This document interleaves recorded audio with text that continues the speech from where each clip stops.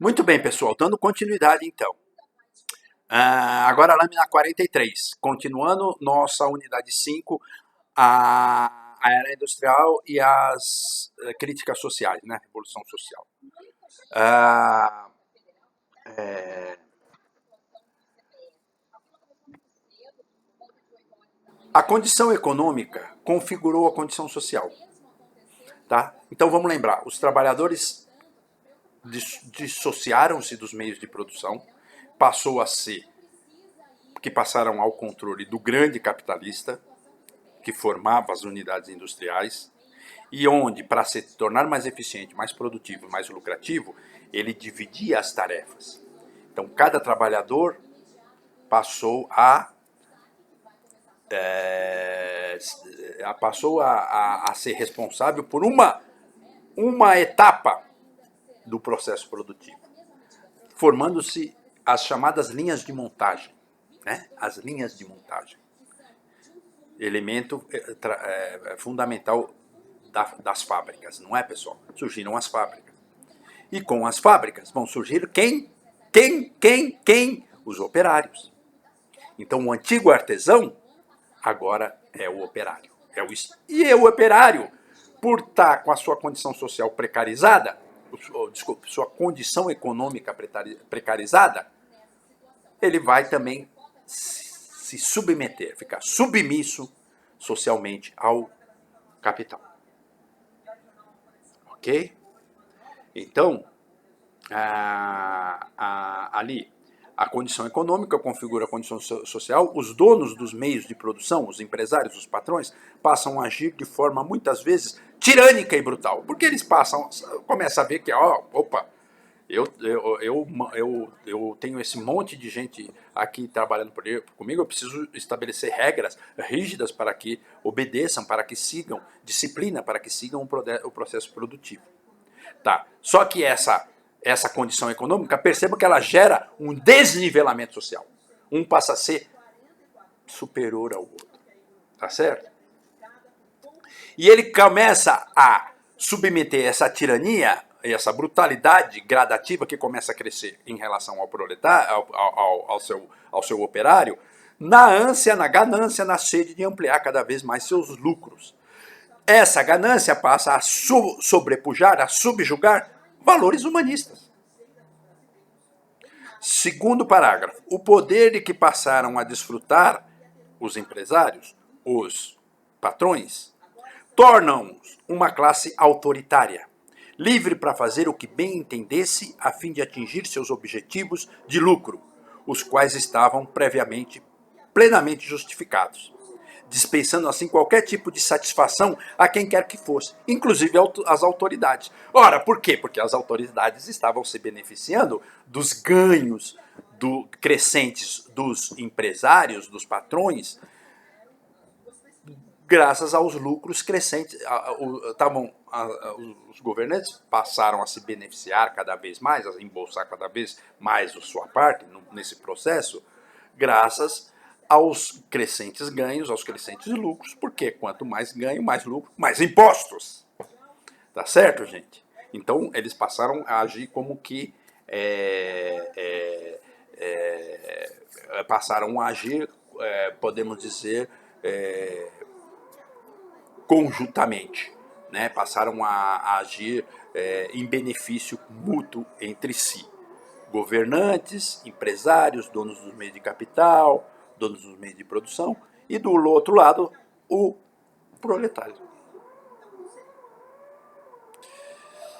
Bom, ninguém devia se meter nos negócios e nos interesses dos patrões, porque os patrões passaram a se tornar, esses caras são os novos bambambãs. Quem é que o que eles fizerem, o que eles disserem, o que eles falarem, tá falado, tá dito, tá mandado. Eles passaram a mandar na estrutura social. Ora, é claro que muitos empresários, então, não é por outra razão, aliás, que muitos empresários, né, gente, passaram a se tornar, vieram a se tornar políticos, né? Só naquela época? Será que foi só naquela época? Então é essa união da classe política, dos governantes, com os empresários, explorando o trabalhador. Mas, nessa época também, em contraponto, vão surgir o quê? Os sindicatos. Alguns dos quais se tornam até poderosos. Como já lá no final do século XVIII, o Sindicato dos Tecelões, em 1792, na Inglaterra. E esses sindicatos fortes passaram a ser temidos pelas classes dominantes. Porque essas classes dominantes começaram a ficar receosas, né, na Inglaterra, que é o grande berço da Revolução Industrial. Eles começaram a temer o que pudesse acontecer lá na Inglaterra, o que estava acontecendo na vizinha França, tá? Onde estava em curso a chamada Revolução Francesa, o que ficou conhecido como Revolução Francesa. Embora a Revolução Francesa tivesse mais uma conotação não industrial, mas uma conotação mais social e política. Porém, é claro que as coisas estão ligadas. O que os iluministas, os precursores, os pensadores lá da Revolução Francesa pregavam, era uma crítica a essa nova, também era uma crítica a essa nova estrutura social, tá certo? Onde começa a surgir uma classe, um contingente imenso de explorados. Então surgem leis como a Combination Act. Essa é uma lei de 1799 que eu peço que vocês pesquisem no Google. Combination Act. Uma lei. Lei é do direito. Por que surgiu essa lei? Em 1799. Vamos, na aula, discutir por que surgiu a Combination Act em 1799. Bom, aqui mais ou menos eu já estou dando a dica, mas eu quero que vocês vão lá na fonte primária e vejam o corpo da lei, vejam o que se falou sobre ela, o contexto do seu surgimento, né? Mas ela surgiu basicamente para conter as aspirações e restringir as ações das classes trabalhadoras. As reivindicações dos trabalhadores eram muitas vezes tratadas. Por quê? Porque as reivindicações dos trabalhadores eram muitas vezes tratadas com má vontade, quando levadas aos tribunais. Ou seja, se havia ações trabalhistas, as precursoras, as primeiras, né, as embrionárias reivindicações trabalhistas, quando chegavam ao ambiente da justiça, dos tribunais, todo mundo já torcia o nariz, os juízes, os jurídicos, enfim, porque é trabalhador. Trabalhador tem que se... Desculpe, ia falar. Tem que se ferrar, em outras palavras. Resumir, né? É isso, gente. Olha que situação que o capitalismo propiciou. Deu ensejo, deu surgimento. Olha só, alguns conservadores aristocráticos e representantes remanescentes da nobreza começaram a criticar a postura dos burgueses industriais, a quem passaram a chamar de avarentos vulgares. Porque nós temos aí, pessoal, nesse momento histórico, um entroncamento de classes sociais. De um lado, a burguesia emergente, progressista, que está enriquecendo, os trabalhadores, aquele que mexe, que põe a mão na massa, que de antigo artesão, as figuras do artesão do trabalhador autônomo vai sendo substituída pela figura do proletário. Mas nós temos também a classe decadente dos nobres, dos herdeiros dos príncipes, dos reis lá do antigo regime, da Idade Média, etc. Que eles não achavam o trabalho uma atividade digna, né? E eles surgem aí nesse momento vendo aquele conflito entre burgueses, trabalhadores, políticos, aquele clima de tensão social, eles aproveitam para cutucar os burgueses, os industriais, dizendo que eles eram avarentos, porque eles davam muito valor para o dinheiro, para a ânsia do lucro. E eles lá, os nobres, eles não tinham essa ambição. Mas não tinham porque eles já tinham nascido em berço de ouro. Então, para eles, não existia essa noção de enriquecer à custa do trabalho, ou a trabalho, investimento e tal. Para eles era aquela visão social estática, né? Ah, eu nasci rico aqui, no berço de ouro, continuo aqui e tal. Tá certo, gente?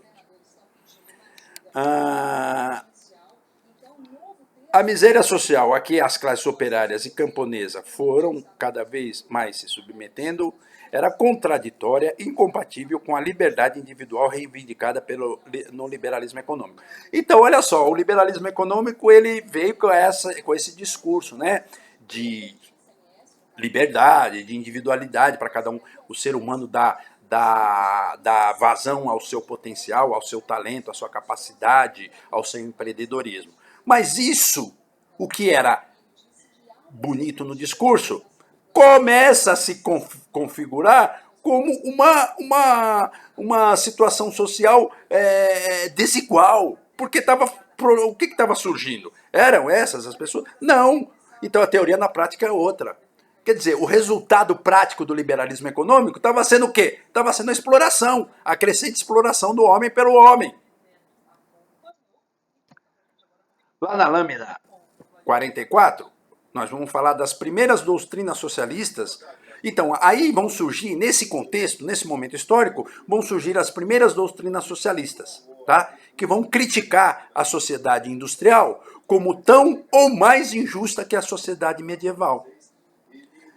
Seguindo, a diferença era de que na estrutura medieval a subordinação das classes menos afortunadas se dava pela genealogia, pelo berço, pelo sangue. E na sociedade industrial se dava pela propriedade dos meios de produção. Os senhores feudais deviam sua riqueza e poder ao berço, enquanto os capitalistas deviam seu poder à riqueza que acumulavam como proprietários dos meios de produção.